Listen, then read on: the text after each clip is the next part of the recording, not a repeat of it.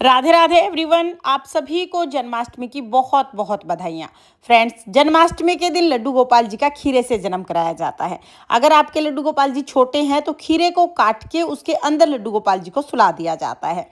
आप चाहें तो टोकरी में लड्डू गोपाल जी को लिटा के वहीं पे खीरा रख के फूलों से भी कवर कर सकते हैं। लेकिन अगर आप इतना कुछ नहीं करना चाहते तो बहुत सरल तरीके से भी आप लड्डू गोपाल जी का जन्म करा सकते हैं। उसके लिए हम क्या करेंगे, जन्माष्टमी के दिन शाम को 6 बजे के आसपास हम संध्या आरती कर लेंगे। संध्या आरती जैसे रोजाना करते थे वैसे ही करेंगे। उसके बाद एक डंठल वाला खीरा हम लेंगे। खीरे पे देखिए इस तरह से डंठल होना चाहिए। अगर डंठल वाला खीरा ना मिले तो आप नॉर्मल खीरा ले लीजिएगा। फिर हमें एक सिक्का लेना है। जहाँ पर लड्डू गोपाल जी विराजमान है वहीं पर हम ये सिक्का और ये खीरा रख देंगे। फिर हम लड्डू गोपाल जी को किसी भी लाल या पीले रंग के वस्त्र से पर्दा डाल देंगे। मंदिरों में भी इसी तरह से पर्दा डाला जाता है, तो आप पर्दा डाल दीजिएगा। शाम को 6-7 बजे तक हमें ये प्रक्रिया कर लेनी है। उसके बाद हम यहाँ से चले जाएंगे। तो इस तरह से लड्डू गोपाल जी पर पर्दा डाल के हम यहाँ से चले जाएंगे। फिर रात को ठीक 12 बजे जब लड्डू गोपाल जी का जन्म होगा तब हम यहाँ पर आएंगे। ताली बजाएंगे, शंख बजाएंगे, घंटी बजाएंगे। कोई भी चीज़ जो आपके पास है वो आप बजाएं। कुछ भी नहीं हो तो ताली बजाकर फिर हम इस पर्दे को हटा देंगे। इस तरह से लड्डू गोपाल जी का जन्म हो जाएगा, भगवान श्री कृष्ण जी का जन्म हो जाएगा।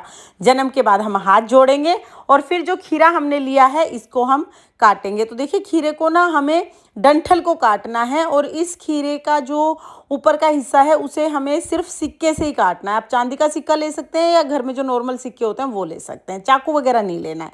तो देखिए सिक्के से इस तरह से हम डंठल को अलग कर देंगे। इसको नाल भेदन या नाल छेदन कहा जाता है।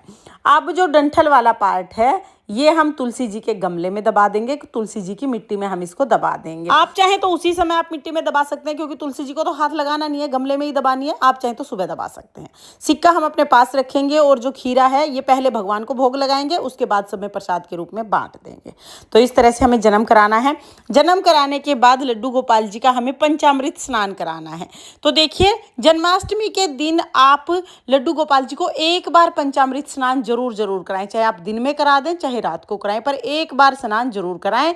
दोनों बार पंचामृत स्नान हो जाए तो बहुत अच्छी बात है, नहीं तो एक बार पंचामृत स्नान आप जरूर कराइएगा। दूध, दही, घी, शहद, शक्कर, 5 चीज़ों से हम स्नान कराते हैं। आप चाहें तो 5 चीज़ों से अलग अलग स्नान करा दीजिए। आप चाहें तो आप पंचामृत बना के रख लीजिए, 5 चीज़ों को मिला के रख लीजिए और फिर सबको मिला के एक साथ पंचामृत स्नान करा दीजिए। इस तरह से हम बहुत प्रेम से लड्डू गोपाल जी को पंचामृत स्नान करा देते हैं। पंचामृत स्नान जब हम लड्डू गोपाल जी को कराते हैं तो जिस पंचामृत से हमने स्नान कराया है वो चरणामृत बन जाता है। इस चरणामृत को हम प्रसाद के रूप में ग्रहण करते हैं। तो अगर आप इसे प्रसाद के रूप में ग्रहण करते हैं तो फूल नहीं डालिएगा, फिर आप तुलसी डाल लीजिएगा। तो इस तरह से हमने लड्डू गोपाल जी को स्नान करा दिया है। अब ये हमारा चरणामृत बन गया है। लड्डू गोपाल जी का हम सुंदर सा श्रृंगार कर देंगे। तो नई पोशाक जन्माष्टमी के दिन हम लड्डू गोपाल जी को पहनाएंगे। और लड्डू गोपाल जी को जब आप पोशाक पहनाएं तो इत्र आप जरूर लगा दीजिएगा। बढ़िया सा हम श्रृंगार करेंगे। उसके बाद फिर हम लड्डू गोपाल जी का पूजन कर लेंगे। और जन्माष्टमी पर जब आप लड्डू गोपाल जी का श्रृंगार करें तो मोर पंख जरूर लगाएं और बांस की बांसुरी जरूर दें। चंदन का तिलक तो हम हमेशा लगाते ही हैं। तो इस तरह से सुंदर सा श्रृंगार करके फिर हम जन्माष्टमी का पूजन करेंगे। जन्माष्टमी का पूजन कैसे करना है इसकी डिटेल वीडियो चैनल पर आ चुकी है, लिंक मैं डिस्क्रिप्शन में दे दूंगी, आप वहां से देख लेना। तो फ्रेंड्स, जन्माष्टमी के दिन लड्डू गोपाल जी के जन्म की ये सरल विधि आपको कैसी लगी कमेंट करके जरूर बताना। अगर ये वीडियो आपको पसंद आई हो, वीडियो आपके लिए थोड़ी बहुत भी यूजफुल हो तो प्लीज वीडियो को लाइक कर देना।